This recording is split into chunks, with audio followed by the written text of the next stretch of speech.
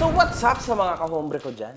Makagago, what's up man na naman nga pala to. At syempre mga kahombre ko, today is a good day. Kung saan, finally, bibigyan natin ng malupit-lupit pampiga si Diwata.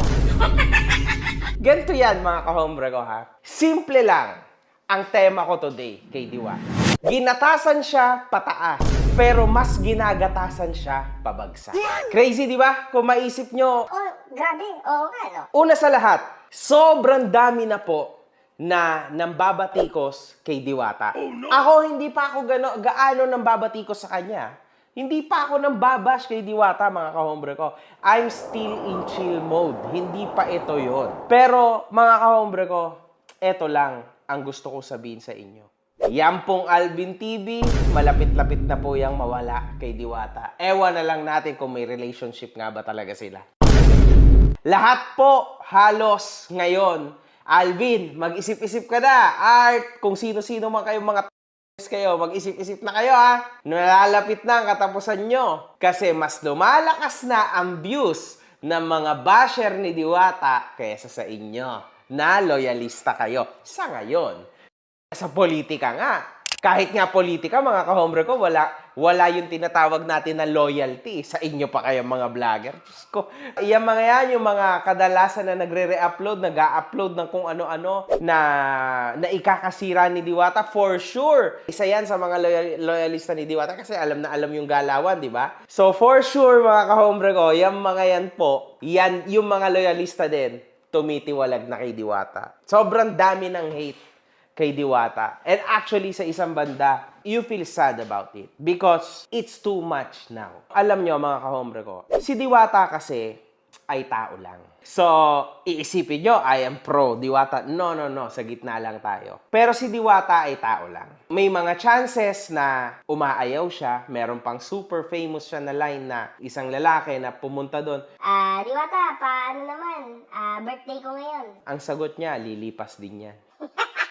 Si Diwata po ay super full na. Full ng utak niya and he is fooled out by himself already. Alam niyo yung fooled out? F-O-O-L-E-D. Ibig sabihin nun, pati sarili niya ay parang naloko niya na rin. Kasi ang ibig sabihin po nito, to cut the story short, nilamon na po ng sistema si Diwata. This is it. Eto na yung pinag-uusapan natin. Eto na yung sinasabi ko sa inyo. Talaga pong nilalamon na siya ng wave. Na malupit po na wave, mga kahombre ko. Hindi basta-basta wave. Tidal wave po ng kahambugan at kasikatan. Alam ko, Diwata, na nakakapagod. Alam ko yung feeling mo na nakakairita, may nagpapapicture, ganito, ganyan. Pero bakit dati hindi ka ganyan? Ba't ngayon lang? Tas still, nakakapagtaka mga kahombre ko. Kapag mga sikat, mga influencers, mga artista, talagang binibigyan niya po ng time. Natawa nga ako dun sa beses na yun na binibigyan siya ni Awit ng pera. Parang ang ine-expect niya is yung buong bundle ang ibibigay ni Awit, pero hindi, 20 mil lang. Medyo yung mukha niya nagbago doon. Alam niyo yan, mga kahombre ko. And yung pag-reject niya sa mga mababang mga regalo, there you understand.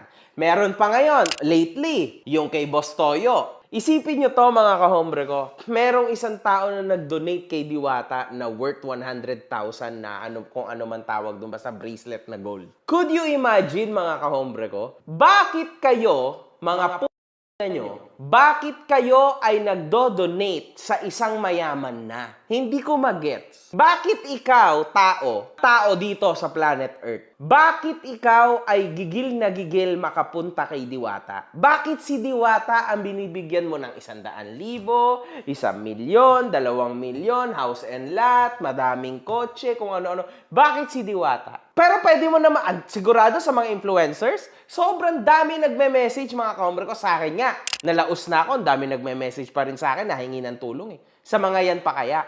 Bakit hindi nila matulungan yan? Bakit hindi nila matulungan yung mga totoong in need? At bakit yung tulad ni Diwata ang tinutulungan nila? Simple lang ang sagot. Alam nyo kung ano yon? Return of investment. Pagka kasi sila ay nagbigay sa hindi sikat na mahirap lang, walang views doon. Naintindihan nyo? Views is equivalent to money. Pero sa mga negosyante, mga kahombre ko na nagbigay ng kotse, ng bahay at lupa, mga malalaking pera, 1 million, 2 million, yung views ay utot lang. Walang kwenta yung views. They are more into their brandings. Gets? Branding. So, yung branding ng mga negosyo nila na nafe-flex nila through this guy, Diwata. So, yan ang motibo. You understand? Nandun sa brand.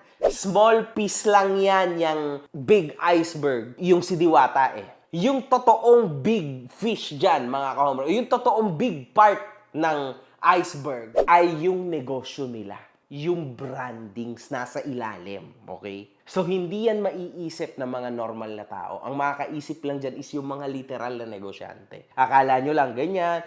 For the views, para marami. Yung mga negosyante, they are not on that, man. Nah. They are more into brand, business. Yun ang maibibigay na tulong ni Diwata, mga kahombre ko. Gets? So, what's up sa mga kahombre ko dyan? Makagago, what's up? May na naman nga pala to. At syempre, mga boss, ito, meron akong bagong hatid sa inyo. Ang G